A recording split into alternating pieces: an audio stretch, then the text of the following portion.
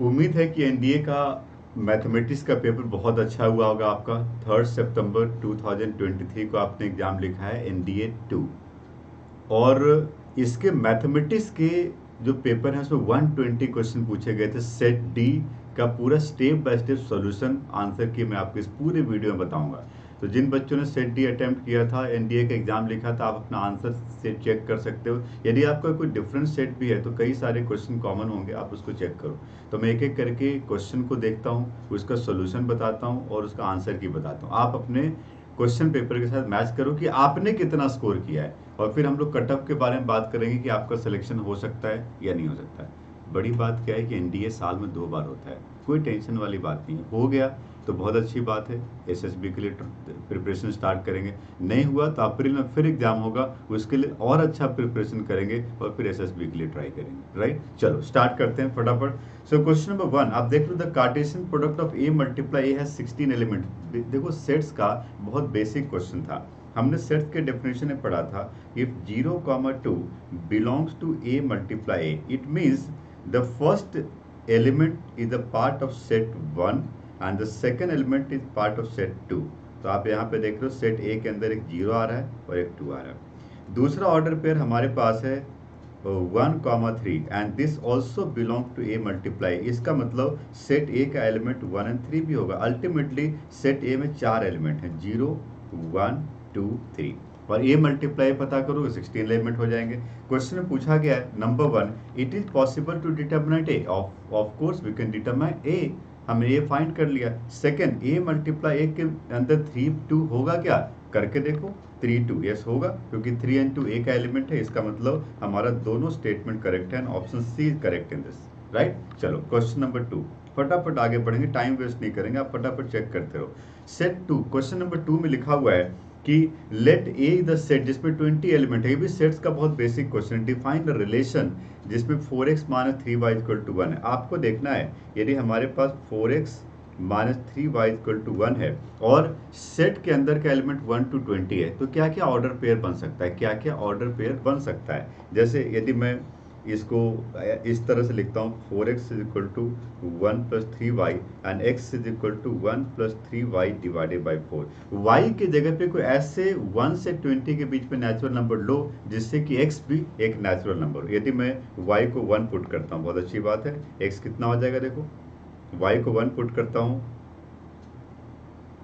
तो x कितना हो जाएगा, 1 हो जाएगा। ओके, सो 1, 1। यदि मैं y को 2 पुट करता हूँ तो ये x की वैल्यू नेचुरल नंबर नहीं होगी, तो y 2 नहीं ले सकते, y को 3 नहीं ले सकते, y को 4 नहीं ले सकते, y को 5 ले सकते हैं। यदि y को तुमने 5 लिया तो 16/4 4 हो गया, 4, 5। यदि y को 6 लेते हैं और इस तरह से आप ये पूरा ऑर्डर पेयर बनाओगे। आपको जो क्वेश्चन है नंबर 1 पूछा गया, the domain of r is 1, 4, 7, 10, 13, 16, check करो, ये नहीं होगा।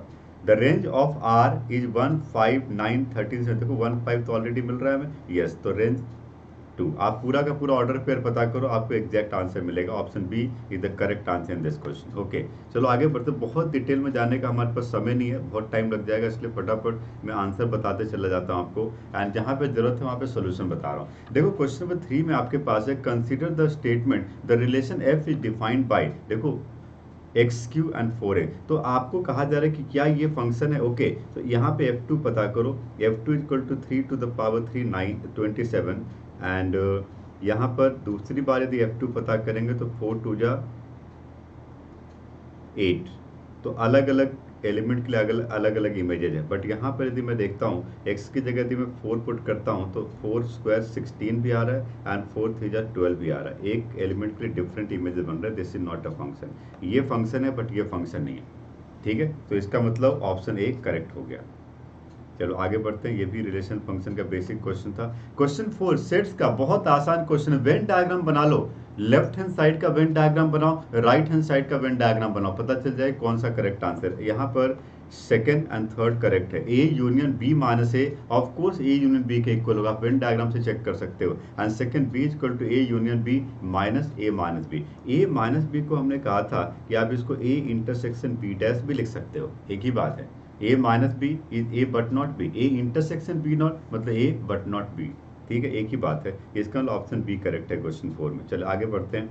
यदि मैं क्वेश्चन 5 को देखता हूँ, फंक्शन का छोटा सा क्वेश्चन है। आप देखिए यहाँ पर एक रिलेशन दिया गया F X minus Y is equal to F X by F Y, और लिखा हुआ है F1 इज 0.5, देन 0.5 का मतलब क्या हो गया 1/2। What is the value of F2 plus F3 plus F4 plus F5 plus F6? आप ये सबको अलग अलग पता करो। बहुत बेस्ट एंड सिंपल आइडिया क्या है कि आप पहले x की जगह पे कुछ वैल्यू पुट करो और y का वैल्यू पता करो। So we have to use this relation Fx minus Y is equal to Fx divided by Fy। ठीक, यदि मैं इस क्वेश्चन में देखता हूँ F1 0.5 दिया गया, वी कैन से F1 इज 1/2। इसके बेसिस पे F2 कैसे पता करोगे? तो x एंड y की जगह पे वैल्यू पुट करके देखते चले जाओ। आप यदि x एंड y दोनों को 1 पुट करोगे तो आपको क्या मिल जाएगा? F1 1/2 बाई 1/2 F0 मिल जाएगा। और फिर x की जगह पे 1, y की जगह पे 0 पुट करो F1 मिलेगा। x की जगह पे 2, y की जगह पे 1 पुट करो F1 मिलेगा। x की जगह पे 3, y की जगह 1 पुट करो F2 मिल जाएगा। x की जगह पे 4, y की जगह पे 1 पुट करो F3 मिल जाएगा। और इस तरह से ये सारी वैल्यू हम पता कर लेंगे और फाइनल आंसर जब पूरा कैलकुलेट करोगे आंसर ऑप्शन डी आएगा 31/64। ओके, देखो यदि कोई क्वेश्चन आपको लग रहा है कि नहीं और ज़्यादा डिटेल में एक्सप्लेनेशन होना चाहिए तो आप कमेंट बॉक्स में लिख के बताइए, हम उसका भी सोल्यूशन आपको बताएंगे। मैं अभी हमारे पास इतना समय नहीं है इसलिए फटाफट मैं आपको आंसर की बता रहा हूँ, जहाँ पे जरूरत है सोल्यूशन बता रहा हूँ। बट यदि आपको लगता है किसी क्वेश्चन में और डिटेल सोल्यूशन की जरूरत है तो आप कमेंट बॉक्स में लिख के जरूर बताइए। चलिए आगे बढ़ते हैं। इसके बाद हम क्वेश्चन नंबर 6 की बात करते हैं। इनवर्स ट्रिग्नोमेट्री का बहुत बेसिक क्वेश्चन है। आपको याद होगा हम जब कोफिशिएंट 1/2 की बात करते थे तो हमने कहा था कि when we have coefficient 1/2 we can not solve it. Best idea to consider this as theta and then cos inverse √5/3 is equal to 2 theta. आप इसको ऐसा लिख सकते हो, ठीक है। तो आप यहाँ से थीटा की वैल्यू पता कर लोगे और उसको बाद में यहाँ पुट कर दोगे जो गिवन इक्वेशन दिया गया है, ठीक है। यहाँ पे आपको मिल गया cos 2 theta is equal to √5/3, ठीक है। और हमें फाइनल आंसर चाहिए तो 2 cot थीटा का वैल्यू चाहिए, 2 cot थीटा चाहिए। हमें cos 2 थीटा मिल चुका है। आपको याद है 1 minus tan square theta by 1 plus tan square theta equal to √5/3 होगा। क्रॉस मल्टीप्लाई करो tan थीटा आ जाएगा, क्रॉस मल्टीप्लाई करो tan थीटा आ जाएगा और tan थीटा का रेसिप्रोकल हो जाएगा cot थीटा। हमें आंसर क्या चाहिए? 2 cot थीटा, 2 cot थीटा चाहिए हमें। So we will get the answer, option C correct answer होगा। आप इसको क्रॉस मल्टीप्लाई करिए एंड सिंप्लीफाई करिए, कैलकुलेशन आप कर सकते हो, कोई बड़ी बात नहीं। आगे बढ़ते हैं, क्वेश्चन 7 की बात करते हैं। क्वेश्चन 7 बहुत बढ़िया क्वेश्चन। आपको याद होगा हमने एक फार्मूला पढ़ा था, हमने पढ़ा था कि sec inverse theta plus cosec inverse theta is equal to π/2। But यहाँ पर सेक एंड कॉसेक का एंगल्स अलग दिया गया है। आप इसको ऐसा लिख सकते हो सेक इनवर्स पी, इसको छोड़ दो, इसकी जरूरत नहीं है। Sec inverse P equal to cosec inverse Q. मैं यदि दोनों तरफ को सेम इनवर्स ट्रिग्नोमेट्रिक फंक्शन बना दूं तो मुझे पी एंड क्यू का एक रिलेशन मिल जाएगा। एक काम करते हैं, यहाँ पे एक राइट एंगल ट्राइंगल बनाइए और सेक होता है हाइपोटेन्यूस बाय बेस, परपेंडिकुलर क्या होगा? √p² - 1। तो यहाँ से मैं कॉसेक यदि पता करता हूँ तो p/√p² - 1 होगा इज इक्वल टू क्या होगा? क्यू। इसको क्रॉस मल्टीप्लाई करो, सिंप्लीफाई करो, पी एंड क्यू का एक रिलेशन मिलेगा। बट हमें ये रिलेशन कौन से फॉर्म में चाहिए? 1/p² + 1/q² के फॉर्म में चाहिए। तो आपका जो आंसर मिलेगा ऑप्शन ए आएगा। आप इसको सिंप्लीफाई करो, पी एंड क्यू के रिलेशन को, और 1/p² + 1/q² के फॉर्म में ट्रांसफॉर्म करो, राइट। चलो आगे बढ़ते हैं। इसके बाद हम क्वेश्चन नंबर 8 की बात करते हैं। क्वेश्चन 8 भी हमारे पास इनवर्स ट्रिग्नोमेट्रिक फंक्शन का है। यहाँ पर भी आप यदि राइट एंगल ट्राइंगल बना के इस कॉस इनवर्स को साइन इनवर्स बना लेते हो, so we can eliminate sine in sine inverse. ये देखो, ये बेस और ये हाइपोटेन्यूस, तो ये 17 - 9 8 2√2 हो जाएगा। तो this is 1 plus sine square और ये साइन परपेंडिकुलर बाई हाइपोटेन्यूस, ठीक है, साइन इनवर्स। तो ये साइन कैंसिल हो गया, 1 + 2√2 and divided by √17 whole square. ये 1 + 8/17 हो गया। We can say this is 25/17। पूरा कैलकुलेशन कर दिया, ऑप्शन ए करेक्ट आंसर हो गया। कॉस इनवर्स को साइन इनवर्स में कन्वर्ट कर लिया। इनवर्स ट्रिग्नोमेट्री के बहुत आसान क्वेश्चन थे। क्वेश्चन 9 को देखो, ये भी इनवर्स ट्रिग्नोमेट्री से कर सकते हो, ये ट्रिग्नोमेट्री से कर सकते हो। क्वेश्चन में लिखा हुआ है tan pi cos theta is equal to cot pi sine theta. आप दोनों तरफ को इक्वेट करना चाहते हो तो cot को tan बना लो, tan π/2 minus pi sine theta, you know cot theta is tan pi by 2 minus theta. So आप यहाँ पे लिख सकते हो ये tan pi by 2 minus theta है, so tan pi cos theta हो गया। अब आप पाई कॉस थीटा को इक्वेट कर सकते हो pi by 2 minus pi sine theta के साथ, ठीक है। आप इसको लेफ्ट साइड में लो, pi common, sine theta plus cos theta is equal to pi by 2, pi cancel हो गया, we got sine theta plus cos theta is equal to 1/2। कितना इंटरेस्टिंग क्वेश्चन हो गया, sine theta plus cos theta 1/2। अब आप इसको simplify करिए, squaring both side कर लो, साइन थीटा की वैल्यू आएगी और sine square theta plus pi 4 पता कर लोगे, आंसर ऑप्शन सी आएगा, दैट इज 1। चलो क्वेश्चन 10 की बात करते हैं। ये ट्रिग्नोमेट्री का क्वेश्चन है, आपको याद है आपके पास एक फॉर्मूला था cos a प्लस बी। सो यहाँ पे यदि cos a प्लस बी लगाओगे तो ये cos a cos b minus sine a sine b हो जाएगा, राइट।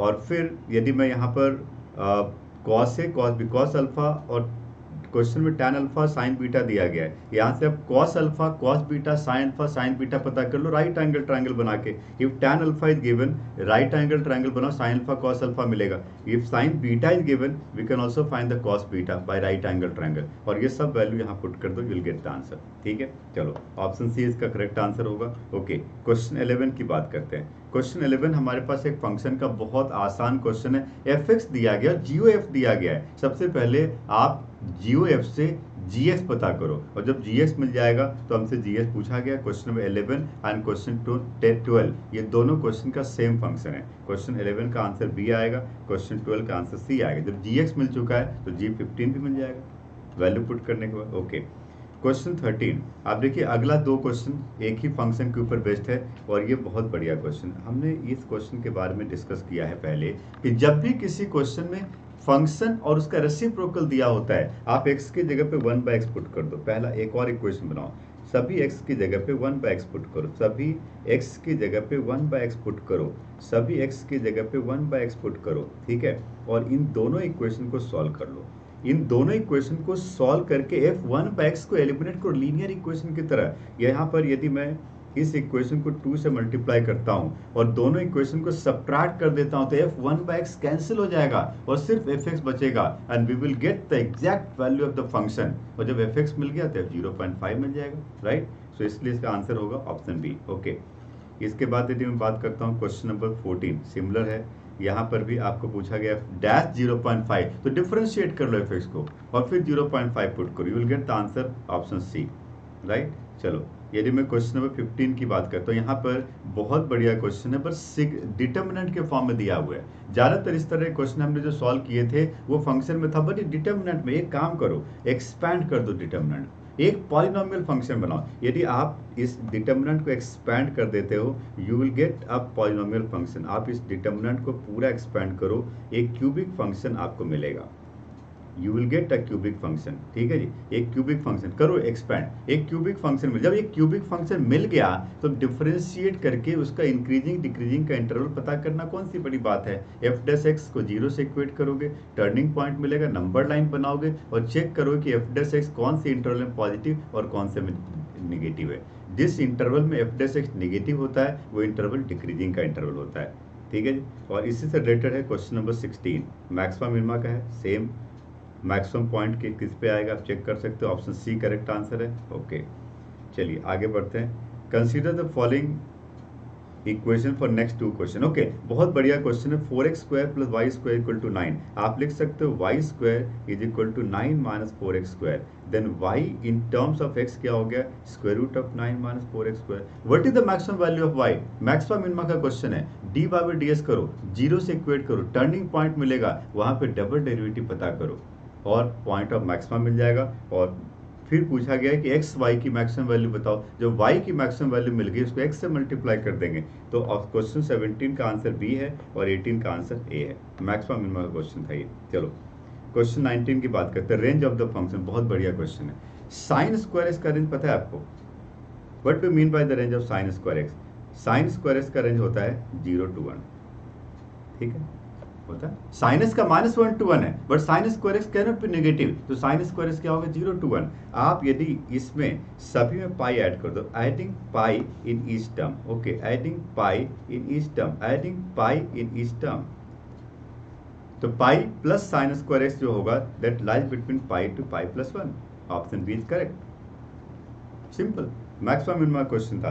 पीरियोडिक फंक्शन, बहुत बढ़िया। अब इस फंक्शन का पीरियड पता करना है, तो क्या होगा इसका पीरियड? ऑफ कोर्स पाई होगा। साइन एक्स का पीरियड क्या होता है? पाई होता है, क्योंकि 0 से पाई में साइन एक्स पॉजिटिव है, पाई से 2 पाई में नेगेटिव है, और सेम वैल्यू फिर एवरी पाई में रिपीट होता चला जाएगा। इसलिए ऑप्शन बी करेक्ट आंसर है। साइन एक्स का या साइन स्क्वायर एक्स का जो पीरियड होता है वो क्या होता है? वो पाई होता है। ओके, क्वेश्चन नंबर 21, इसके लिए एक इंटीग्रेशन दिया गया है। आपको पता है ये इंटीग्रेशन, डेफिनेट इंटीग्रेशन में एक प्रॉपर्टी हमने पढ़ी थी, आपको याद होगा, मैं आपको याद दिलाता हूँ। Minus A to A F X D X is equal to, यहाँ पे डिफरेंट चीज़ें थी। एक तो था ये 0 हो सकता है, एक हो सकता है 2 times of 0 to A F X D X हो सकता है। इसके लिए हमने डिफरेंट कंडीशन पढ़ा था। ये कब होता है? When F 2a minus X is equal to minus F X, और ये कब होता है? When F 2a minus X is equal to F X. ठीक है। दूसरा, इसमें और एक प्रॉपर्टी हमने पढ़ा था, integration of minus A to A F X D X. यहाँ पर यदि ऑड इवन फंक्शन हो गया तब भी ये दो चीज़ें अप्लीकेबल थी। बट इस क्वेश्चन में आप देखो, ये क्वेश्चन दिया गया, क्वेश्चन 21 में इसी कॉन्सेप्ट को यूज करना है। क्वेश्चन 21 क्या कर सकते हो आप लोग? यहाँ पे आप इसको लिख सकते हो, integration of 2 times of 0 to pi by 2 sine to the power 4x plus cos to the power 4x। आप इसको इंडेफिनिट के कॉन्सेप्ट से इंटीग्रेट कर सकते हो। A square plus B square का फॉर्मूला लगा दो, A plus B whole square माने 2ab, एक्सपैंड कर दो, you will get the answer. Option B correct answer होगा। ओके, क्वेश्चन 22 में इंटीग्रेशन आई का वैल्यू पूछा गया और ये 0 होगा। जैसा मैंने आपको डेफिनेशन, आपको मैंने प्रॉपर्टी बताई, इस प्रॉपर्टी के बेसिस पे इसका आंसर 0 हो जाएगा। ठीक है। क्वेश्चन नंबर 23, ये एक सिग्नम फंक्शन का बहुत छोटा सा क्वेश्चन है जिसमें डिफरेंशिएबिलिटी चेक करने की बात की गई है।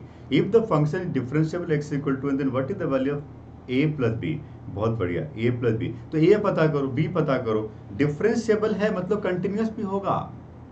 If a function is differentiable it must be continuous. हमने कंटिन्यूटी डिफरेंशिएबिलिटी में पढ़ा। तो पहले आप इस क्वेश्चन में LHL पता करो, उसको RHL से इक्वेट करो, एक इक्वेशन मिलेगा। फिर आप LHD पता करो, डिफरेंशिएबिलिटी और RHD, ये सब कौन से पॉइंट पे करोगे? पॉइंट x इक्वल टू 1 पे करोगे। आपको A एंड B में 2 इक्वेशन मिलेगा और उसको सॉल्व करके A एंड B की एग्जैक्ट वैल्यू आ जाएगी। और A एंड B की वैल्यू आ गई तो क्वेश्चन 23 भी सॉल्व हो जाएगा एंड क्वेश्चन नंबर 24 भी हो जाएगा। ठीक है, आगे बढ़ते हैं। क्वेश्चन नंबर 24 अलग क्वेश्चन तो नहीं है? नहीं, सेम है। अगला 2 क्वेश्चन सेम बताया गया था। क्वेश्चन 24 भी इसी टॉपिक पे। ठीक है।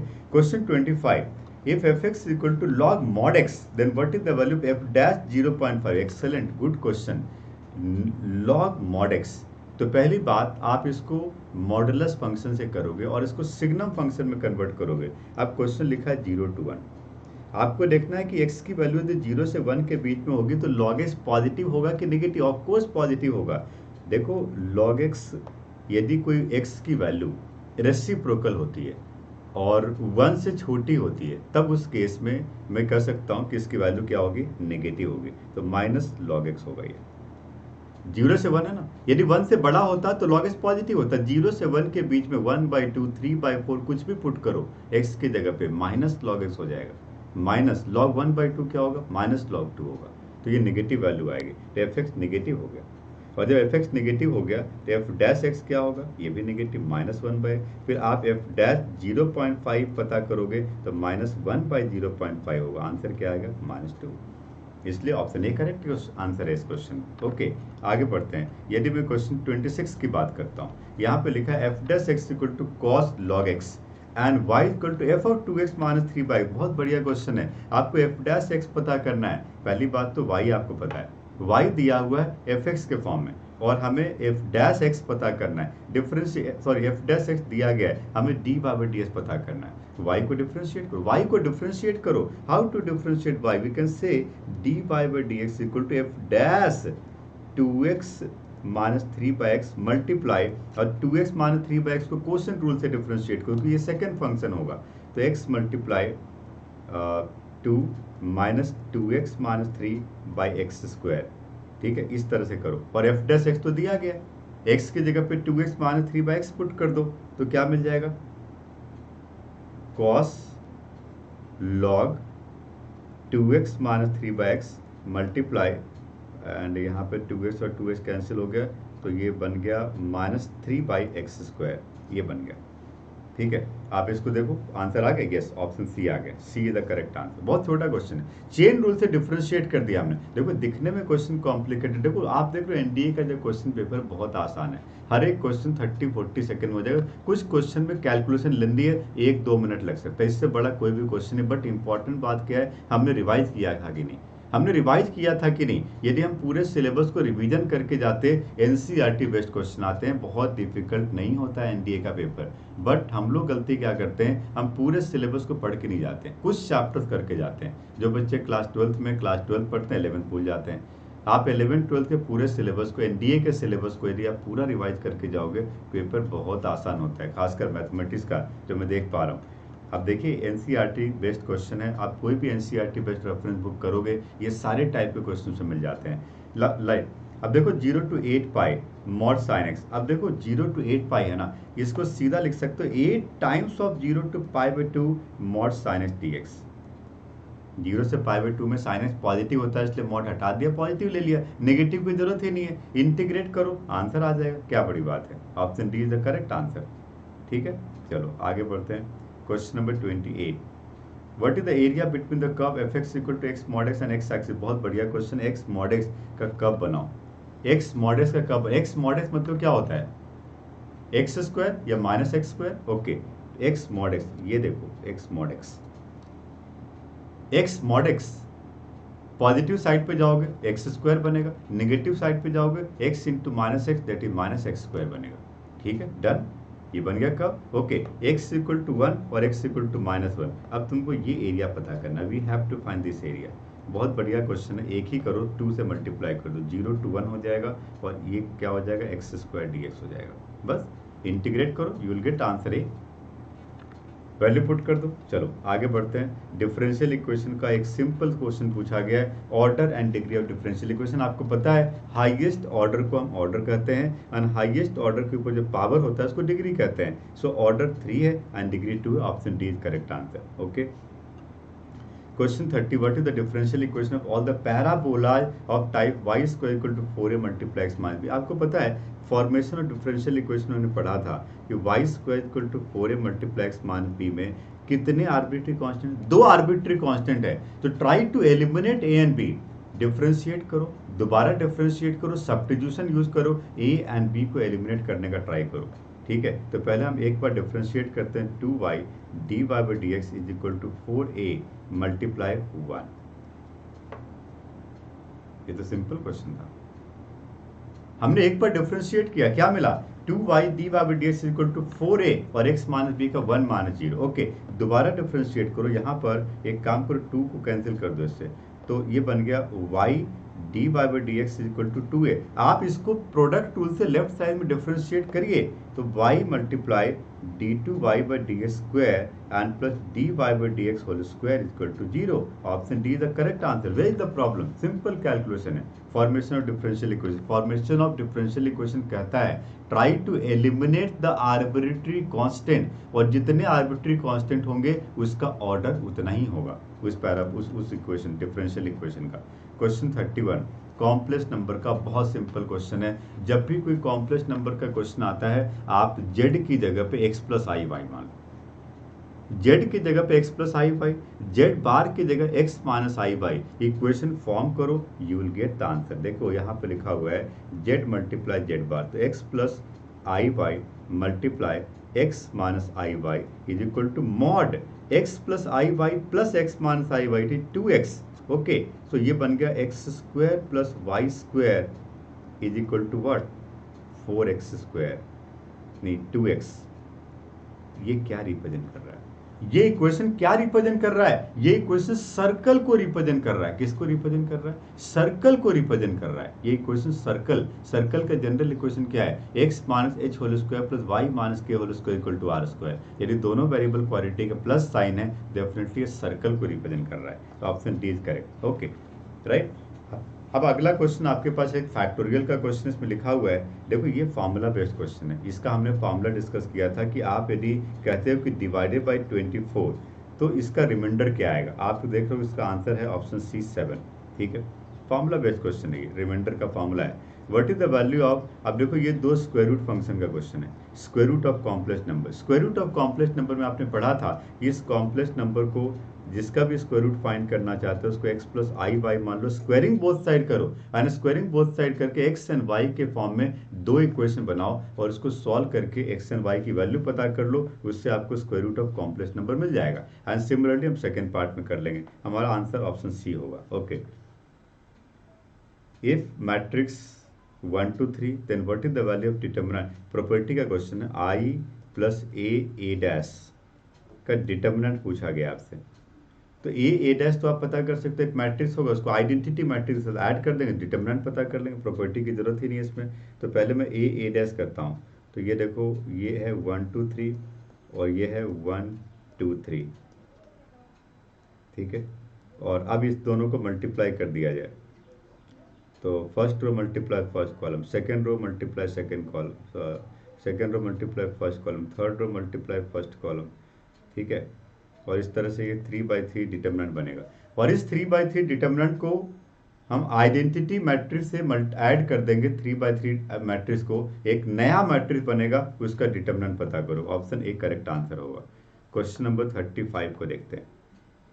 क्वेश्चन 35 में हमारे पास है A B and C are the square matrices of order, determinant B C equal to 2 times, तो बहुत बढ़िया क्वेश्चन है, determinant B C equal to 2 times of determinant A. आप देख सकते हो 2 times of A inverse B C का यदि आप डिटर्मिनेंट पता करते हो, पहले 2 बाहर आ जाएगा, 2 बाहर नहीं आएगा, 2 to the power 3 बाहर आ जाएगा, क्योंकि ये 3/3 है। ठीक है, ऑर्डर 3 दिया हुआ है, और ये बन जाएगा determinant A inverse determinant B C. Determinant B C तो ऑलरेडी है ही हमारे पास, इसका फॉर्मूला पता है, 2 टाइम्स ऑफ डिटर्मिनेंट ए दिया, 8 determinant A inverse and 2 times of determinant A, इसकी वैल्यू कैंसिल हो गया, आंसर 16 आ गया। डिटर्मिनेंट ए इनवर्स और डिटर्मिनेंट ए कैंसिल हो गया, because determinant A inverse equal to 1 by determinant A, तो इसका मतलब आंसर क्या आ गया? Option is 16। Property of determinant का क्वेश्चन था ये। क्वेश्चन 36 कितना आसान क्वेश्चन है, एक सीक्वेंशियल सीरीज का बेसिक क्वेश्चन है ये। जब भी आपके किसी क्वेश्चन में nth टर्म दिया गया है, आप यहाँ से a1 पता कर सकते हो, a1 क्या हो जाएगा 1, आप यहाँ से a2 पता कर सकते हो, a2 क्या हो जाएगा, n की जगह 2 पुट करो, 4 एंड प्लस 5 9/7। आप यहाँ से a3 पता कर ले, तो क्या जरूरत है, 2 पता कर लो, a एंड d पता चल जाएगा। तो what is d? d is a2 minus a1, 9/7 minus 1 is 2/7, so we got a and we got d। और जब a और d मिल गया तो आप s 140 पता कर सकते हो, yes it is n/2 multiply 2a and plus n minus 1 multiply d। Simplify करो, you will get the answer, answer will be option C, right. चलो क्वेश्चन नंबर 37। क्वेश्चन 37 में लिखा है let A be the skew symmetric matrix of order 3, what is the value of determinant 4a to the power 4 minus determinant 3a to the power 3। बहुत बढ़िया question है, बहुत simple basic. देखो skew symmetric matrix क्या होता है, skew symmetric matrix के determinant की वैल्यू क्या होती है? 0। स्क्यू सिमेट्रिक मैट्रिक्स के डिटर्मिनेंट की वैल्यू क्या होती है? 0। आप देखो ये 0 आ गया, ये 0 आ गया, ये 0 आ गया, ये 0 आ गया, सिर्फ डिटर्मिनेंट माइनस आइडेंटिटी मैट्रिक्स बचा। आइडेंटिटी मैट्रिक्स के डिटर्मिनेंट की वैल्यू 1 होती है और आगे क्या लगा है? माइनस। तो आंसर क्या होगा? ऑप्शन है। सिंपल, कुछ करना ही नहीं है। स्क्यू याद रखना है, स्क्यू सिमेट्रिक मैट्रिक्स का डिटर्मिनेंट का वैल्यू क्या होता है? 0 होता है। Determinant of skew symmetric matrix is 0। Property based question है, देख लो क्वेश्चन देख के आंसर आ रहा है, कुछ सॉल्व करने, बहुत सारे क्वेश्चन में सॉल्व करना ही नहीं पड़ रहा है, प्रॉपर्टी ही पूछी गई सीधे। Okay, question 38 let a equal to this, एक मैट्रिक्स दिया which of the following statement is correct. A square is a symmetric matrix with determinant a square equal to 0। ये तो देखो सिंपल सॉल्व करने वाला क्वेश्चन है। a स्क्वायर पता कर लो, a स्क्वायर पता कर लो, उसके डिटर्मिनेंट को 0 से इक्वेट कर लो, पता चल जाएगा। तो ऑप्शन ए करेक्ट आंसर होगा। ओके, नहीं आएगा तो ऑप्शन बी चेक करो, ऑप्शन सी चेक करो। Okay, question 39 simple question, statement को पढ़ो, स्टेटमेंट को पढ़ो। a to the power n will always be similar for any, a to the power n will always be diagonal matrix, a to the power n will always be symmetric matrix। तो आप matrix को देख के पता करो ये कैसा matrix है। तो यदि मैं इसको सिंगुलर चेक करता हूँ तो डिटर्मिनेंट की वैल्यू 0 नहीं है। a to the power n will be the diagonal matrix, of course diagonal होगा, जब भी आप इसमें ए स्क्वायर पता करो, एक काम करो, ए को ए से मल्टीप्लाई, ए स्क्वायर पता करो, ये भी डायगोनल है, ए क्यूब पता करो, ये भी डायगोनल है, इसका मतलब statement 2 correct. Okay, A to the power will always symmetric matrix, यदि ये सिमेट्रिक है तो ए स्क्वायर को चेक करो, ये भी सिमेट्रिक है तो सही है, तो इसका मतलब ऑप्शन बी करेक्ट हो गया। Yes. Question number 40, A plus B 2b B plus C are in H P. H P बहुत बढ़िया क्वेश्चन है। एच पी में हम कहते थे कि आप एच पी के टर्म्स का रेसिप्रोकल कर लो, ये ए पी में हो जाता है। एच पी के टर्म का रेसिप्रोकल कर लो, ये किस में हो जाता है, ए पी में हो जाता है। एच पी के टर्म का रेसिप्रोकल करो, ए पी में हो जाता है। और ए पी में आपको पता है 2 times of middle term is equal to first term plus last term. ठीक है, अब इसको सिंप्लीफाई करके देखो कि एबीसी का एक सिंपलेस्ट रिलेशन क्या हो रहा है। बहुत छोटा सा क्वेश्चन है, एलसीएम लो, क्रॉस मल्टीप्लाई करो, you will get B square equal to AC. और जब B square equal to AC का मतलब होता है एबीसी ज्योमेट्रिक प्रोग्रेशन में। तो क्वेश्चन 40 का आंसर क्या है, जी। Okay, question 41, what is the number of real roots of the equation. Equation दिया गया है, कितने रियल रूट्स आएंगे, what is the number of real root पूछा गया है। आप इसको एक्सपैंड कर सकते हो, आपको नंबर ऑफ रियल रूट्स पता चल जाएगा एग्जैक्ट। वैसे देखा जाए तो यहाँ पर 2 real and 2 imaginary, total 4 roots आएंगे। आप इसको ट्राई कर सकते हो, आप a प्लस B whole square to the whole square से एक्सपैंड करके एक पॉलिनोमियल बनाओ, ठीक है। या आप इसमें a square plus B square का फॉर्मूला भी यूज कर सकते हो, ऑप्शन बी करेक्ट आंसर होगा। यदि इसी पे रिलेटेड है क्वेश्चन 42, जिसका आंसर ऑप्शन डी होगा। ओके, चलो क्वेश्चन 43 को देखते हैं। क्वेश्चन 43 में भी 2 इक्वेशन दिया गया है, और आप देखो ये क्यूब रूट ऑफ यूनिटी का क्वेश्चन है, लिखा है कंसीडर। अगले 3 क्वेश्चन में इस इक्वेशन को सॉल्व करो। Okay, so Z is a complex number, और what are the roots of the equation 1, इसका रूट्स पूछा गया है। तो 1 ओमेगा ओमेगा स्क्वायर चेक करो। 1 ओमेगा ओमेगा स्क्वायर क्या होता है, क्यूब रूट ऑफ यूनिटी होता है। ओमेगा की वैल्यू क्या होती है, -1 प्लस √3i/2 होती है। ओमेगा स्क्वायर की वैल्यू क्या होती है, -1 माइनस √3i/2 होती है। ऑप्शन बी करेक्ट आंसर होगा इसमें। ओके, क्वेश्चन 44 की बात करें, which of the following the root of the equation, यहाँ पे ऑप्शन डी करेक्ट आंसर होगा। क्वेश्चन 45 को देखो, what is the common root of the equation 1 and 2, option C correct answer होगा। ओके, क्वेश्चन 46 को देखो, क्वाड्रेटिक इक्वेशन का question है, और इसको जब सॉल्व करोगे तो इसका डिस्क्रिमिनेंट पता करो। डिस्क्रिमिनेंट से पता चलेगा कि ये रियल इमेजिनरी किस तरह का, ये कॉम्प्लेक्स रूट्स है। ऑप्शन बी करेक्ट आंसर है क्वेश्चन 46 में। यदि मैं क्वेश्चन 47 की बात करता हूँ तो यहाँ पे ऑप्शन सी करेक्ट आंसर आएगा, आप सॉल्व करके देख सकते हो। क्वेश्चन 48 को देखो, ये क्वेश्चन बाइनोमियल थ्योरम का बहुत सिंपल क्वेश्चन है, क्योंकि एक्सपेंशन आपको याद है, 1 + x⁴n का फॉर्मूला आपको याद है। उस फॉर्मूले को रिलेट करके देखो कि t1 t2 ये कोफिशिएंट कॉम्बिनेशन के फॉर्म में क्या आएगा, और फिर आप फॉर्मूला अप्लाई करो। ये फॉर्मूला बेस्ड क्वेश्चन है, ऑप्शन डी इसका करेक्ट आंसर है। और ये पॉजिटिव नेगेटिव ऑल्टरनेट हो जाएगा, तो ऑप्शन डी करेक्ट आंसर है क्वेश्चन 49 में। क्वेश्चन 50 का आंसर है ऑप्शन बी। ये सभी कॉम्बिनेशन की प्रॉपर्टी से सॉल्व हो रहा है।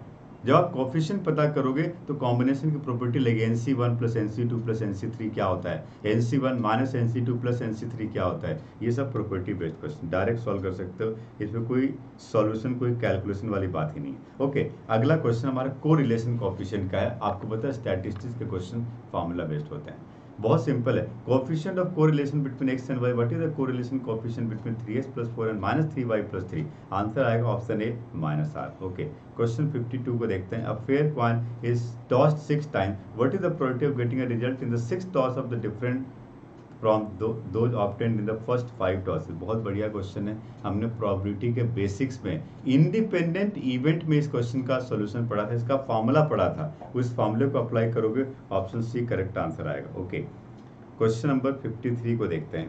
क्वेश्चन 53 में h is the harmonic mean of 3 numbers, then what is the, बहुत बढ़िया क्वेश्चन है। हार्मोनिक मीन h दिया हुआ है ना, आपको पता है हार्मोनिक मीन का मतलब फॉर्मूला क्या होता है, h = 2ab / a + b।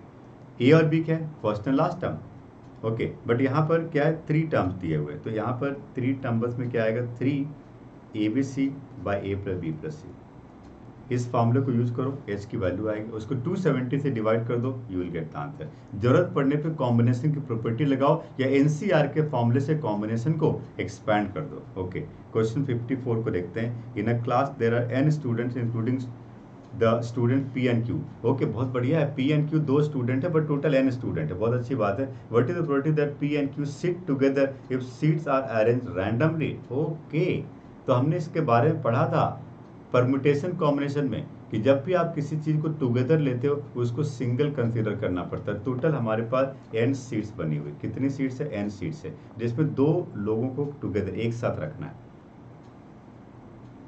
दो लोग एक साथ रखना है, टोटल एन सीट्स है। तो क्या हो जाएगा, total number of page of arrangement क्या होगा, फैक्टोरियल n-1। बट इन दोनों को भी आपस में अरेंज कर सकते हो, तो अरेंजमेंट क्या हो जाएगा, इनटू फैक्टोरियल 2। बट इसमें हमें प्रोबेबिलिटी पता करना है, तो हम फेवरेबल आउटकम को टोटल आउटकम से डिवाइड कर देंगे, प्रोबेबिलिटी आएगी और आंसर ऑप्शन बी आएगा 2 divided by n। Question 55 binomial distribution का एक छोटा सा क्वेश्चन है। आपको याद है बाइनोमियल डिस्ट्रीब्यूशन का फॉर्मूला क्या था, n, बाइनोमियल डिस्ट्रीब्यूशन का फॉर्मूला था n p q। ये मीन का फॉर्मूला था, बट मीन नहीं पता करना है इसमें, just a minute. Binomial distribution n equal to 6 दिया गया। ओके हाँ यस, तो p x equal to r का फॉर्मूला क्या था, NCR p to the power r and q to the power n-r। इस फॉर्मूले से आप इसको सॉल्व कर सकते हो। डायरेक्ट फॉर्मूला भेजते हैं, p x इक्वल टू 4 पता करो, r इक्वल टू 4 है, और फिर p x इक्वल टू 2 पता करो, फिर आप इस इक्वेशन में पुट कर दो, इस इक्वेशन में you will get the exact answer, option A इसका करेक्ट आंसर होगा।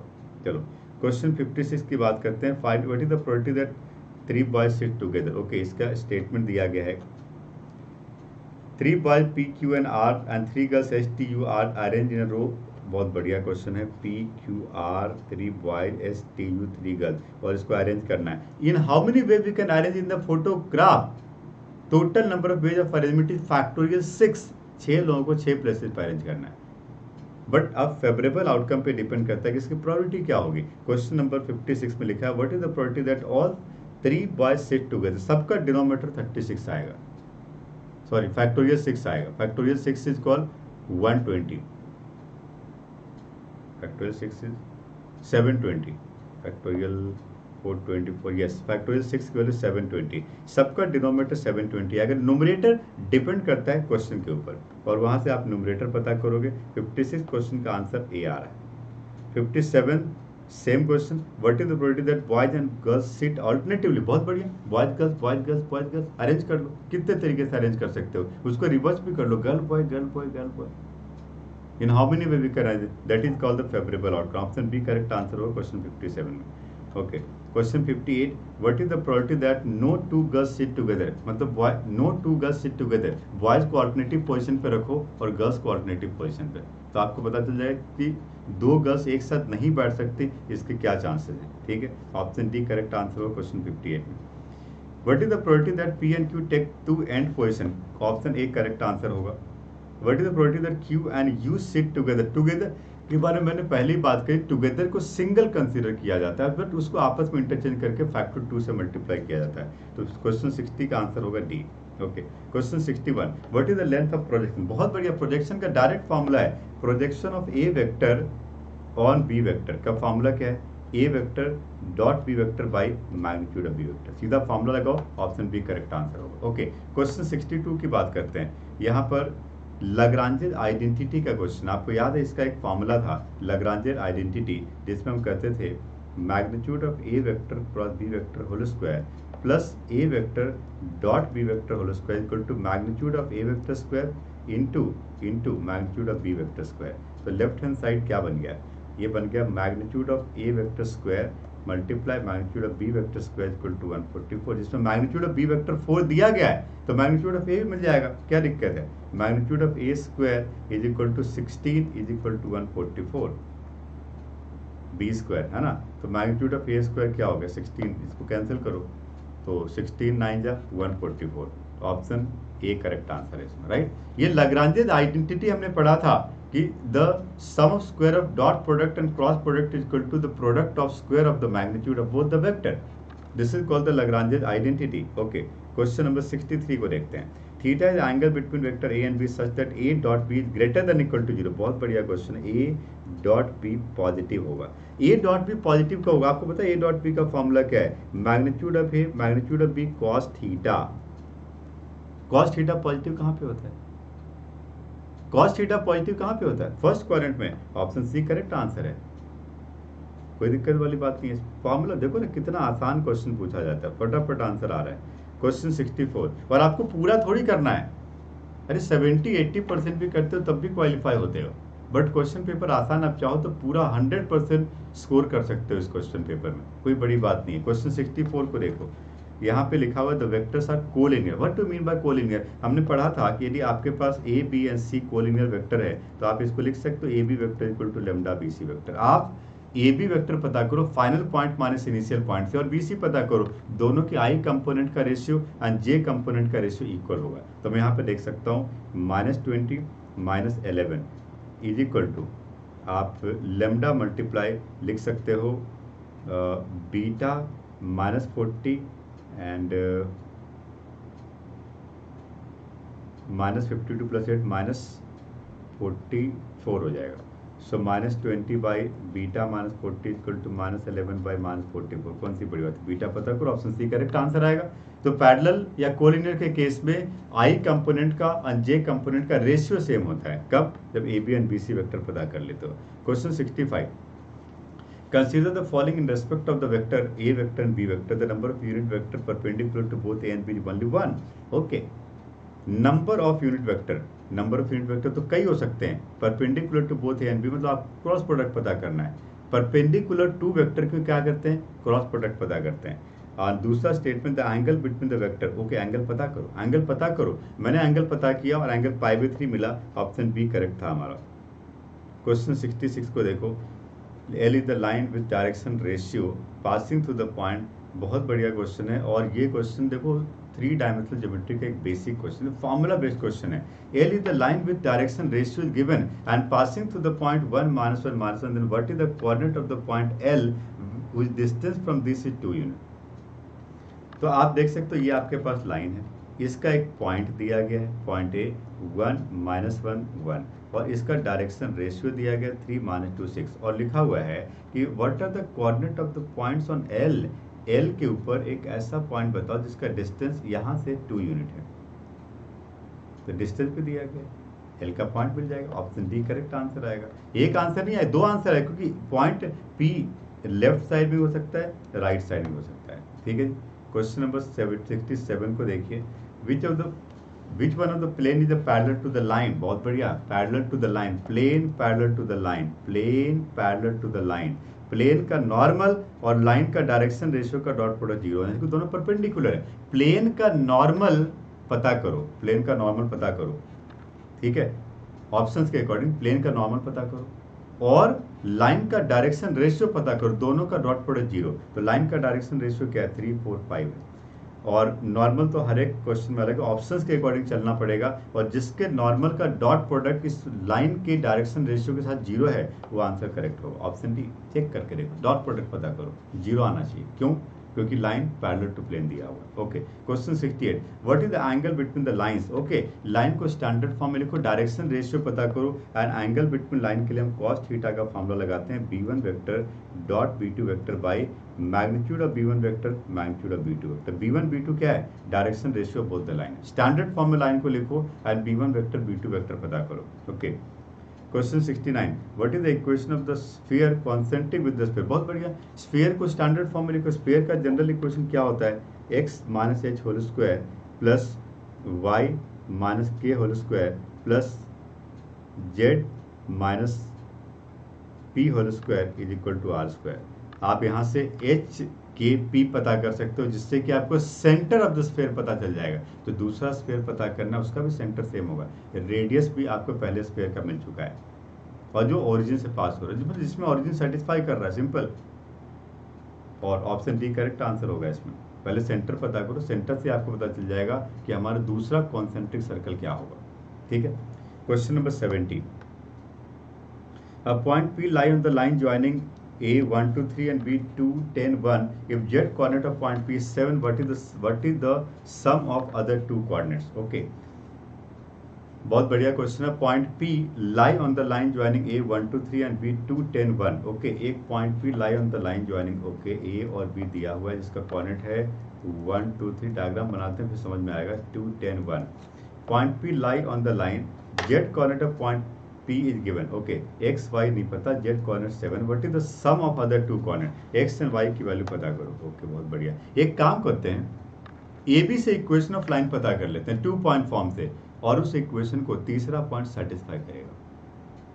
तीसरा पॉइंट सेटिस्फाई करेगा और यहाँ से हमें x एंड y का रिलेशन पता चल जाएगा, और उस रिलेशन से हम सम पता करेंगे. That will be option A -15. Right. Okay, question number 71 को देखो. क्वेश्चन 71 में हमारे पास ज्योमेट्रिक प्रोग्रेशन दिया गया है और कहा जा रहा है व्हाट इज t1 से लेकर के t21 टू द पावर 1/11. इसकी वैल्यू क्या होगी? ये ज्योमेट्रिक प्रोग्रेशन में आपको पता है ज्योमेट्रिक मीन का कॉन्सेप्ट लग रहा है यहाँ पे, और आप इसको कह सकते हो t11 को रिप्रेजेंट कर रहा है, 11th टर्म को रिप्रेजेंट कर रहा है. ऑप्शन सी करेक्ट है इसमें. एंड क्वेश्चन 72 तो डायरेक्ट लिखा हुआ है, कहा जा रहा है कि which of the following is the square root of this. Okay, -i, root -1i होता है, और इसका स्क्वायर रूट पता करो. Square root of complex number मैंने आपको बताया, इसको आप x + i y मान लो, स्क्वायरिंग बोथ साइड करके x एंड y की वैल्यू पता कर लो. That will be the complex number, और आंसर ऑप्शन बी आएगा. Square root of complex number का कॉन्सेप्ट है. What is the maximum number point of intersection of 10 circle? Wow, that's great. 10 circle के maximum number point of intersection क्या होंगे? 2 circle कितने point पे intersect होता है? और इंटरसेक्ट होने के लिए एक पॉइंट, दोनों सर्कल का एक कॉमन पॉइंट पता होना चाहिए इंटरसेक्ट होने के लिए. तो यहाँ पे आंसर क्या होगा कि कितने पॉइंट पे ये सर्कल इंटरसेक्ट होगा? ये कॉम्बिनेशन का क्वेश्चन है. किसका क्वेश्चन है? कॉम्बिनेशन का क्वेश्चन है. आप यदि इसको कॉम्बिनेशन से सॉल्व करोगे तो बहुत इजीली आंसर आ जाएगा. आप देख सकते हो इसका आंसर होगा 10c2 एंड मल्टीप्लाई 2. तो इसको मैं लिख सकता हूँ, ये कॉम्बिनेशन का फॉर्मूला बेस्ड क्वेश्चन. 10c2 की वैल्यू क्या होगी जी? 10 मल्टीप्लाई 9, 90/2, 45 मल्टीप्लाई 2, 90. ये 45 और मल्टीप्लाई 2 कितना हो गया? 90. Option see the correct answer. Question 74 set contains 2n + 1 element. There are 4096 subset of S. बहुत बढ़िया क्वेश्चन है. नंबर ऑफ सबसेट का फॉर्मूला है 2 to the power n. ये 2 to the power 2n + 1 is equal to 4096 हो जाएगा. आपको पता है 2 to the power 2n + 1, 4096 को प्राइम फैक्टराइज करो, प्राइम फैक्टराइज करो, 1024 10 होता है तो 12 हो जाएगा. 2n + 1 is equal to 12. 2n is equal to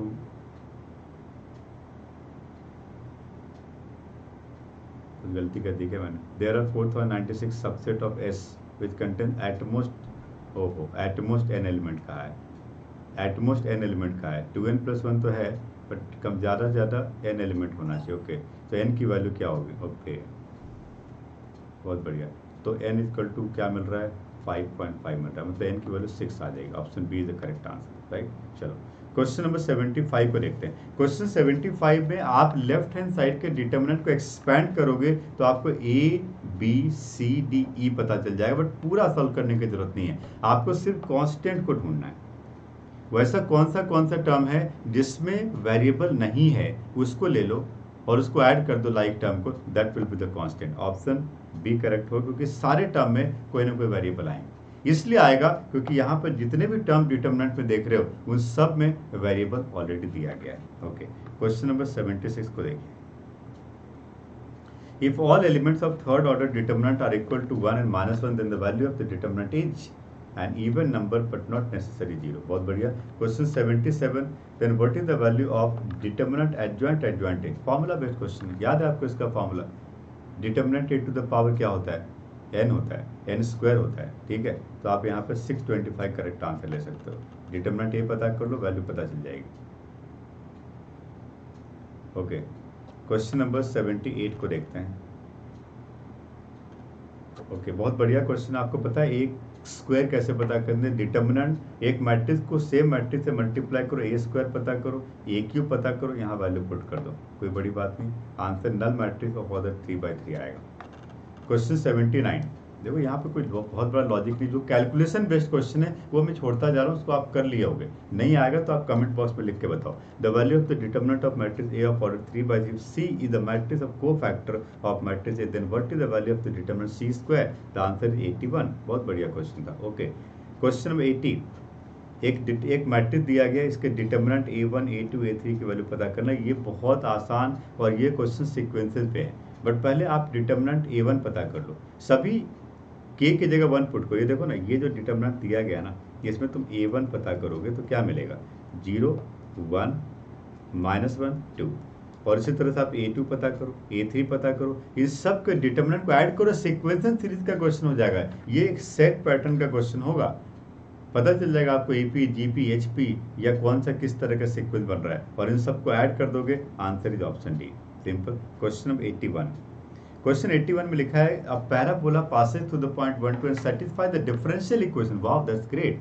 differential equation, इस डिफरेंशियल इक्वेशन को यदि मैं इस तरह से रिप्रेजेंट करूँ, 1/2y dy equal to 1/x dx। आप यदि इंटीग्रेटिंग बोथ साइड करते हो, 1/2 log y is equal to log x। यदि मैं क्रॉस मल्टीप्लाई करता हूँ तो y equal to x square मिल जाता है। ये एक पैराबोला बना। और क्वेश्चन लिखा एक्स स्क्वायर प्लस सी मान लो, एंड सी पता करने के लिए पैराबोला का पॉइंट दिया गया, पुट कर दो 2 × 1 प्लस सी की वैल्यू क्या आ गई 1। लिखा है what is the directrix of the parabola. तो आपका पास जो पैराबोला बना वो y इक्वल टू क्या बना, y equal to x square plus 1 बन गया। ये आपके पास पैराबोला है, ठीक है। इस पैराबोला का डायरेक्ट्रिक्स पता करो। You know how to find the directrix of the parabola, general standard form में आ गया। एग्जैक्ट पैराबोला को बनाओ, और इसका ये कैसा पैराबोला है, ये अपवर्ड पैराबोला है, अपवर्ड पैराबोला। इसका मतलब इसका डायरेक्ट्रिक्स किधर होगा, नेगेटिव y एक्सिस पे होगा, ठीक है। इसलिए ऑप्शन ए करेक्ट आंसर है। Directrix opposite to the focus होता है। पॉजिटिव, इस क्वेश्चन में फोकस पॉजिटिव एक्स एक्सिस पे। लेंथ ऑफ लेटस रेक्टम का फॉर्मूला क्या है, 4a। 4a कितना होगा, a पता करो, 1/2 हो जाएगा। ओके, आगे बढ़ते हैं। Consider the following for the next 2 question. Okay, ये एक फंक्शन दिया गया है, जीएस पे दिया, fx एंड जीएस दोनों दिया गया है, और ये लिमिट पता करना, कोई बड़ी बात नहीं। fx एंड जीएस के लिए यहाँ पुट कर दो, और जिस लिमिट को सॉल्व करने में दिक्कत आ रही हो उसको आप एल हॉस्पिटल रूल से सॉल्व करोगे, बहुत ईजी हो। एल हॉस्पिटल रूल उन क्वेश्चन में लगता है जहाँ पे फंक्शन न्यूमरेटर डिनोमिनेटर दोनों कंटिन्यूस एंड डिफरेंशिएबल होता है, या आप डायरेक्ट भी कॉन्सेप्ट जो a to the power x minus x का फॉर्मूला, इससे भी कर सकते हो। Limit x tend to a, हमने फॉर्मूला पढ़ा था 0 a to the power x minus 1/x is equal to log a। ये भी लगा सकते हो, आंसर भी आएगा, ठीक है। चलो क्वेश्चन 84 की बात करते हैं। Limit fx to the power, ये फॉर्मूला बेस्ड क्वेश्चन है, ऑप्शन ए करेक्ट आंसर आएगा इसमें। Question number 85, what is the domain of the function. बहुत बढ़िया क्वेश्चन, डोमेन पता करना है। 2 - x √2 - x √2 + x। ओके, तो हमने पढ़ा था कि डोमेन फाइंड करने का मतलब ये ग्रेटर देन इक्वल टू 0 होगा, और ये भी greater than equal to 0। Square root की वैल्यू नेगेटिव नहीं हो सकती, तो ये क्या बना रहा है, x less than equal to 2, और ये क्या बना रहा है, x greater than equal to -2 बन गया। -2 से बड़ा, 2 से छोटा, yes, option B is the correct answer, simple. What is the greatest value of the function, इसकी ग्रेटेस्ट लार्जेस्ट मैक्सिमम वैल्यू पता करनी है। f' पता करो, 0 से इक्वेट करो, मैक्सिमम मिनिमम कॉन्सेप्ट लगाओ, मैक्सिमम वैल्यू पता चल जाएगी। Okay, fx equal to mod GS equal to greatest integer function x - 1। Question number 87 के पहले जो फंक्शन दिया गया है ये modulus and greatest integer function का है। आप f ऑफ जीएस पता करिए पहले, hx मिलेगा आपको।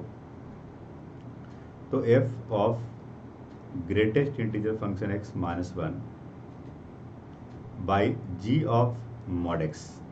तो fx जब आप पता करने जाओगे तो mod greatest integer function x - 1 divided by g mod x जो है, तो जीएस में पुट कर दोगे तो ये आएगा ग्रेटेस्ट इंटीजर मॉड x - 1। बहुत बढ़िया, ये आपके पास hx हो गया, दिस इज कॉल hx, ये hx मिल गया हमें।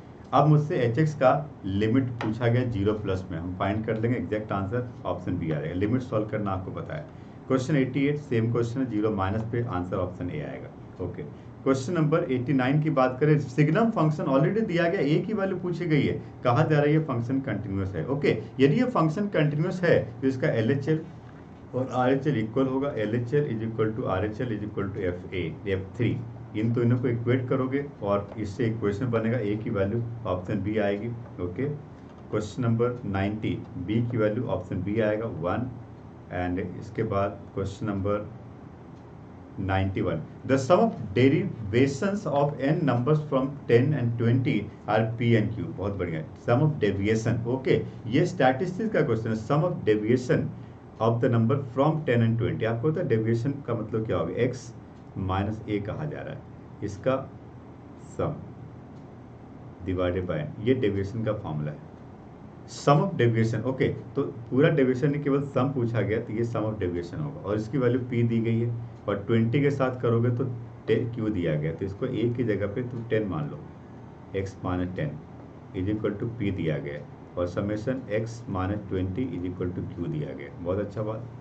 And p minus q whole square equal to 10,000. Then what is the value of n. बहुत बढ़िया क्वेश्चन, सॉल्व कर लो, आंसर ये आ जाएगा. स्टैटिस्टिक्स का फॉर्मूला बेस्ड क्वेश्चन है ये.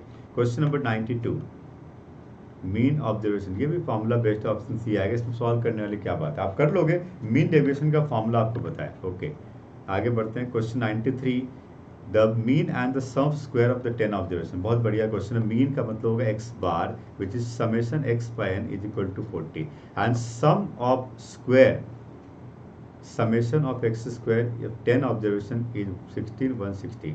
आपको स्टैंडर्ड डेविएशन का फॉर्मूला पता है, क्या होता है जी? Summation x square by n minus summation x by n whole square. देख लो, सीधा फॉर्मूला लगेगा. स्क्वायर रूट वैल्यू पुट कर दो 16160, 10 ऑब्जर्वेशन माइनस मीन 40 स्क्वायर. इसका स्क्वायर रूट पता करो, कैलकुलेशन करो, ऑप्शन डी करेक्ट आंसर आएगा. आएगा आंसर. ठीक है जी, ये फॉर्मूला लगाओ, ये वैल्यू पुट करो, आंसर आ जाता है. 3 dice are thrown. What is the probability of getting a sum which is a perfect square number? बहुत बढ़िया. 3 dice are thrown. The total number of outcome is 6 to the power 3. What is the favorable outcome? लिखा है sum is perfect square. इनका sum perfect square होना चाहिए. आप check करो, order pair बना के. सम 1 होना चाहिए. 1 तो हो नहीं सकता. सबसे पहला सम क्या होगा? 4 होगा. सम क्या होना चाहिए? Perfect square number. यदि सम 4 होगा तो तीनों डाइस पे क्या आ सकता है? 1 1 2 आ सकता है. और क्या हो सकता है? 1 2 1 हो सकता है. और क्या हो सकता है? 2 1 1 हो सकता है. और कुछ नहीं होता. सम 4 हो. सम 9 कहाँ पे आएगा? उसका ऑर्डर पेयर बनाओ. सम 16 कहाँ पे आएगा? उसका ऑर्डर पेयर बनाओ. सम 25 कहाँ पे आएगा? उसका ऑर्डर पेयर बनाओ. आपको टोटल फेवरेबल आउटकम मिल जाएगा और उसमें जो वैल्यू आएगी उसको हम 6 टू द पावर 3 से डिवाइड कर देंगे. ऑप्शन ए करेक्ट आंसर आ जाएगा. क्वेश्चन नंबर 95 की बात करते हैं. ABCD are mutually exclusive and exhaustive event. Wow, that's great. PA PB PC PD 4 exhaustive and exclusive events दिया गया है और हमें 77 PA पता करना. आपको पता है इस तरह के क्वेश्चन में हम जनरली इसको x मान लिया करते हैं. जब x मान लेते हैं तो PA की वैल्यू आ जाती है x/2, PB की वैल्यू आ जाती है x/3, PC की वैल्यू आ जाती है x/4, PD की वैल्यू आ जाती है x/5. और एग्जॉस्टिव इवेंट का मतलब है इन सभी की प्रोबेबिलिटी का सम 1 होगा. ओके, सबको ऐड कर दो, 1 बना दो, x की वैल्यू आ जाएगी और जब x की वैल्यू आ जाएगी तो PA मिल जाएगा. आंसर है ऑप्शन डी 30. ठीक है, एग्जॉस्टिव इवेंट का मतलब इन सभी प्रोबेबिलिटी का सम 1 होगा. Two distinct natural number from 1 to 9 are picked at random. बहुत अच्छी बात है. What is the probability that their product has 1 in its unit place. तो जब पिक्ड करना है 1 से 9 में तो आप क्या करोगे? 9C2. 2 distinct number picked at random, तो आपका जो डिनोमिनेटर होगा, सैंपल स्पेस होगा, वो 9C2 होगा. फेवरेबल आउटकम पता करने के लिए आपको देखना है what is the probability that their product has 1 in its unit place. तो इसका कौन सा नंबर ले सकते हैं जिसका प्रोडक्ट 1 होगा यूनिट प्लेस पे? तो 1 2 ले सकते हो? नहीं, सॉरी, 1 के साथ तो कोई नहीं ले सकते हम लोग. 2 के साथ 2 3 जा, 2 4 जा, 2 5 जा, 2 6 जा, 2 7 जा, 2 8 जा, 2 9 जा, 18 नहीं आ रहा. यूनिट प्लेस 1 नहीं आ रहा. 3 के साथ चलो, 3 7 जा आ रहा है. तो ऐसे प्रोडक्ट आपको ढूंढने 1 से 9 के इसमें जिसका यूनिट प्लेस 1 आता है. ठीक है, और ये कितने हैं वो काउंट करके यहाँ लिख दो. आंसर ऑप्शन डी आएगा. क्वेश्चन 97 को देखिए. 2 dice are thrown. What is the probability the difference of number 2 और 3. बहुत बढ़िया क्वेश्चन. इसमें क्या बड़ी बात है? 2 dice are thrown, the sample space is 36. The difference of number 2 और 3, 1,3, 1,4, 2,4, 2,5. डिफरेंस 2 है और डिफरेंस 3 है. उन सभी को फेवरेबल आउटकम बनाओ, काउंट कर लो और उस नंबर को न्यूमरेटर में लो. ऑप्शन बी करेक्ट आंसर आएगा. Question 98, what is the mean of the number 1 to 3 with frequencies दी गया। ओके, तो आप देखो नंबर एक्स एंड एफ का दो कॉलम दिया गया, ये एक्स का कॉलम हो गया, एफ का कॉलम हो गया। एक्स के कॉलम में क्या है 1 2 3 अप टू 10 और फ्रीक्वेंसी क्या दी 9C0 9C1 ये। तो एफ एक्स पता करो, मीन पता, मीन का फॉर्मूला क्या है summation F X by summation F that is call N. Formula apply करो, मीन की वैल्यू आ जाएगी ऑप्शन सी 5.5 आएगा। Okay, question 99, the probability that a person recovers from a disease is 0.8। बहुत अच्छा, the probability that exactly 2% out of 5 will recover from the disease. Okay, so 0.2 is equal to 2/5, ऐसा है ना। The probability that a person recovers from a disease, recover होने का chances 0.8 है, disease होने का चांसेस 0.2 है। What is the probability that exactly 2% out of 5 will recover from the disease? Okay, तो 0.8 ही होगा। ठीक है, ठीक, राइट। सो क्या पूछा गया, रिकवर होने का क्या चांसेस है। ओके, तो ये फॉर्मूला बेस्ड क्वेश्चन है, इसमें आप क्या लगाओगे, तो probability that a person recover from the disease 0.8 दिया गया है, और what is the probability that exactly 2% out of 5 will recover. Okay, इस बात के क्या चांसेस है कि 5 में से 2 लोग रिकवर होंगे। वैसे रिकवर होने का चांसेस तो 80% है, तो टोटल का 80% पता करो, आंसर डी आएगा 0.0512। ओके, क्वेश्चन 100, बहुत बढ़िया, ये क्वेश्चन हमने किया हुआ था पहले, आपको याद होगा। Suppose that there is a chance of a newly constructed building to collapse. बहुत खतरनाक क्वेश्चन है। Whether the design is faulty or not. Okay. The chance that the design is faulty is 10%. The chance that the building collapses is 95%. The design is faulty. Otherwise, it is 45%. It is seen that the building has collapsed. What is the probability that due to faulty? अरे ये question based theorem का है, based theorem का है। E1 E2, अच्छा event एक है collapsed, event एक है faulty design, sorry event E1 है, E1 फॉल्टी डिजाइन, और इवेंट E2 क्या है नॉट फॉल्टी डिजाइन। ठीक है, तो इस दोनों की प्रोबेबिलिटी पता, बेस थ्योरम का फॉर्मूला लगा दो, E1 बाई ए पता करना है आपको, probability of E1 multiply probability of A by E1 and divided by total probability.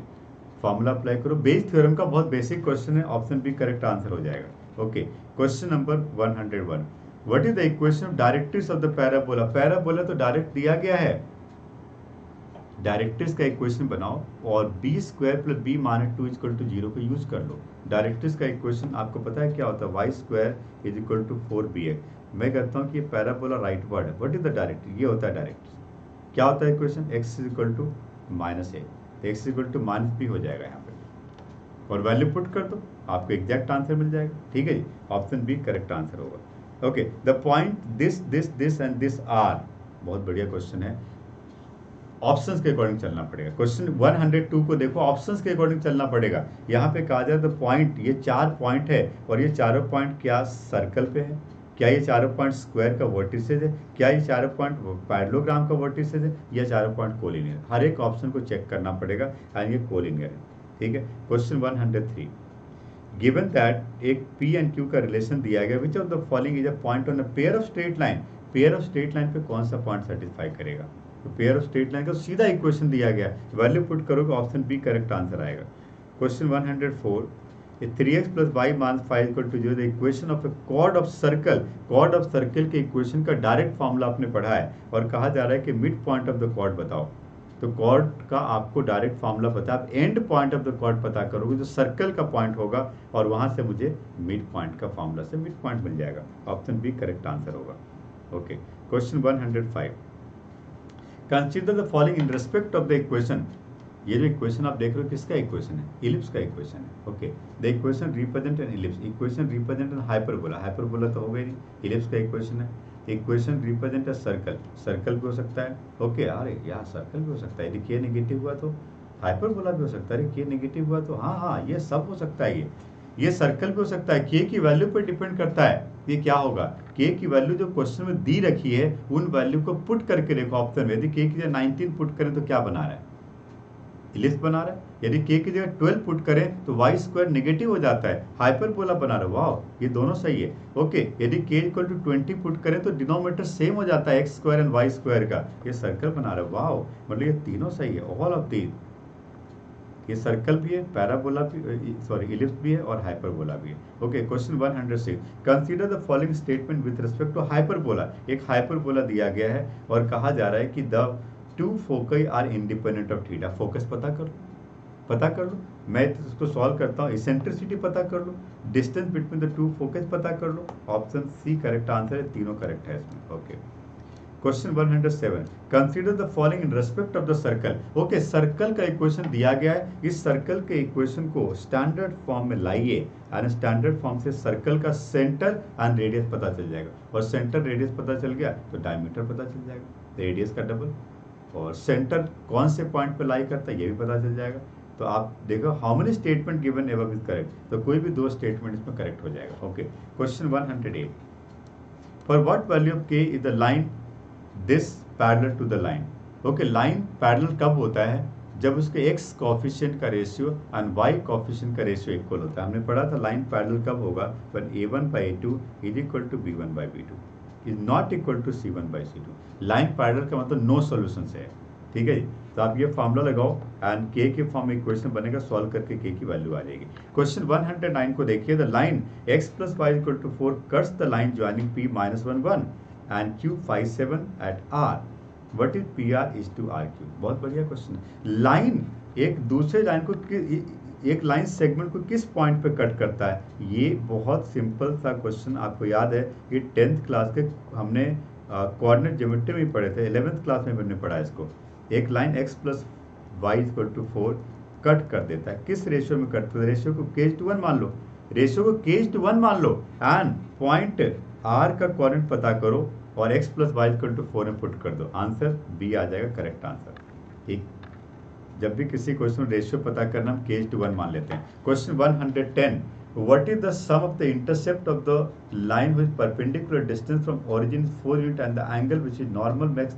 Normal form का क्वेश्चन है, आप बहुत इजीली स्ट्रेट लाइन से सॉल्व कर सकते हो। इंटरसेप्ट और नॉर्मल फॉर्म के बारे में बात की जा रही है। एक ऐसा ही लाइन बनाओ, what is the sum of intercept of the line perpendicular, sum of intercept पूछा गया, मतलब इक्वेशन ऑफ लाइन बनाओगे उसको इंटरसेप्ट फॉर्म में ट्रांसफॉर्म करोगे, x/a + y/b = 1 के फॉर्म में, a + b उसका आंसर हो जाएगा। And normal distance from the origin 4 unit है और नॉर्मल 15 डिग्री। ओके, फॉर्मूला हमने पढ़ा था x cos α + y sin α = v। ठीक है, तो x cos 15 degree, you know how to find 15 degree, yes 45 - 30 sin 15 degree = 4। Equation बन गया। इस इक्वेशन को cos 15 sin 15 की वैल्यू पुट करके इंटरसेप्ट फॉर्म में लिखो एंड a + b उसका आंसर होगा। Okay, option C is the correct answer. Question number 111, A1, A5, A10, A15, A20, A25, A30, A34 = 300। बहुत बढ़िया, अरिथमेटिक प्रोग्रेशन में है और हमसे ये पूछा गया है। ओके, बेस्ट आइडिया पता है क्या होगा, इन सब की वैल्यू पुट करके ए एंड डी के फॉर्म में ए एंड डी पता करो, कुछ भी मिल जाएगा। फिर जैसे A1 को A लिख सकते हैं, A5 को क्या लिख सकते हैं, A + 4D, A10 को क्या लिख सकते हैं, A + 9D। देखो यदि क्वेश्चन में डॉट डॉट उठा था बात अलग होती, बट इसमें limited finite number of terms दिए गए, और इसी तरह से ये सभी वैल्यू पुट करके ए एंड डी का एक रिलेशन पता करो, उसी रिलेशन को इन क्वेश्चन में एमसीक्यू में पुट कर देंगे और हमें आंसर मिल जाएगा। ऑप्शन ए क्वेश्चन 111 में आएगा और ऑप्शन डी क्वेश्चन 112 में आएगा। यहाँ पे A1 से A34 तक का सम पूछा गया है। तो इसके बाद अगला क्वेश्चन हमारे पास है, consider the following for the next 2 question. P and Q की वैल्यू दी गई है एंड P + Q पूछा गया है। फॉर्मूला बेस्ड क्वेश्चन है ना ये, आपको बताया था हमने इस क्वेश्चन में, जब भी इस तरह का क्वेश्चन आता है इसमें एंगल डबल होता चला जाएगा कॉस का, तो 2 cos π/5 से मल्टीप्लाई डिवाइड कर दो, 2 cos π/5 से मल्टीप्लाई डिवाइड कर दो, 2 sin θ cos θ, फिर से 2 sin θ cos θ लगेगा, और ये P एंड Q दोनों सिंप्लीफाई होकर सिंगल टर्म बन जाएगा, और फिर ऐड कर लेंगे, ट्रिग्नोमेट्री लगाएंगे। ऑप्शन सी करेक्ट आंसर है क्वेश्चन 113 में। एंड 114 में प्रोडक्ट पता करना है, -1/16 आएगा। ओके, आगे बढ़ते हैं। क्वेश्चन 115 लिखा हुआ है कि P = 1/3 - tan 3x/tan x and Q = 1 - 3 tan square x। Okay, P and Q की वैल्यू दी गई है, लिखा गया प्रोडक्ट, तो अब क्या है, ट्रिग्नोमेट्री लगाओ, tan 3θ का फॉर्मूला पुट कर दो इसमें। tan 3θ फॉर्मूला क्या है, 3 tan x - tan qx/1 - 3 tan square x। PQ पता कर लो, ऑप्शन क्वेश्चन 115 का डी आएगा। सिमिलरली क्वेश्चन 116 का ऑप्शन सी आएगा, only 2 value. Okay, question 117, consider the following for the next 2 question, sin x plus sin y equal to √3 cos y minus cos x। Wow, sin c plus sin d का formula लगा दो, cos c minus cos d का formula right hand side में लगा दो, एक simple equation बनेगा। और जितने भी y होंगे उसको π/2 माइनस x लिख देना, फॉर्मूला लगा दो। जितने y हैं उन सबको π/2 माइनस x लिख दो, आपको x की एग्जैक्ट वैल्यू आएगी और फिर y की एग्जैक्ट वैल्यू आ जाएगी। यहाँ से sin 3x plus sin 3y की वैल्यू ऑप्शन सी 1 हो जाएगा, and cos qx plus cos qy option B 3√6/8 हो जाएगा। ठीक है, last 2 question, the angles A B and C of the triangle ABC are in the ratio 3:5:4, what is the value of a plus b plus √2c। तो यहाँ पे तो ratio दिया गया, एंगल्स का रेशियो दिया गया। ओके, एक काम करो, इस ट्राइंगल का एंगल पता कर लो। Angle A 3x, angle B 5x और angle C 4x is equal to 180 degree. यहाँ से x पता कर लो और x पता चल जाएगा तो ये तीनों एंगल मिल जाएगा। और एंगल मिल गया तो साइन रूल से हम इसकी साइड्स पता कर लेंगे। एंगल्स मिल जाएगा ना तो हम कुछ भी पता कर लेंगे। एंगल्स इंपॉर्टेंट है, हो सकता है एक एंगल 90 डिग्री मिले और जब वैसा मिलेगा तो हम राइट एंगल ट्रायंगल से तो और इजीली पता कर लेंगे, पाइथागोरस लगा देंगे। बहुत सारे तरीके हैं, तो ऑप्शन सी करेक्ट हो जाएगा। एंड 120 में a square is to B square to C square पूछा गया है। आप इसमें साइन रूल यदि लगाते हो तो a स्क्वायर का मतलब क्या होता है, k square sine square A, b square का मतलब क्या होता है, k square sine square B, and C square का मतलब k square sine square C. जब ए बी सी की वैल्यू मिल चुकी है तो sine square A is to sine square B is to sine square C का रेशियो मिल सकता है हमें। बहुत ईजी है, 120 का आंसर भी ए होगा। Option A is the correct answer in question 120, right. तो ये हमने पूरा का पूरा क्वेश्चन सॉल्व करके बताया, सारा आंसर की बताया। आप चेक करो आंसर की को, और जो भी क्वेश्चन में डाउट है, कंफ्यूजन है, आप कमेंट बॉक्स में लिख के बताओ। आपको वीडियो कैसा लगा ये भी बताओ। चैनल को सब्सक्राइब करो ताकि आगे के और भी वीडियो लगते देखो चैनल को सब्सक्राइब करोगे, नोटिफिकेशन ऑन करोगे तो जो भी आपके सब्जेक्ट से, आपके क्लास से रिलेटेड नए वीडियो जाएंगे उसका नोटिफिकेशन आपको मिलता चला जाएगा। तो फटाफट चैनल को सब्सक्राइब करिए और फिर इस पूरे आंसर की को चेक कर लो।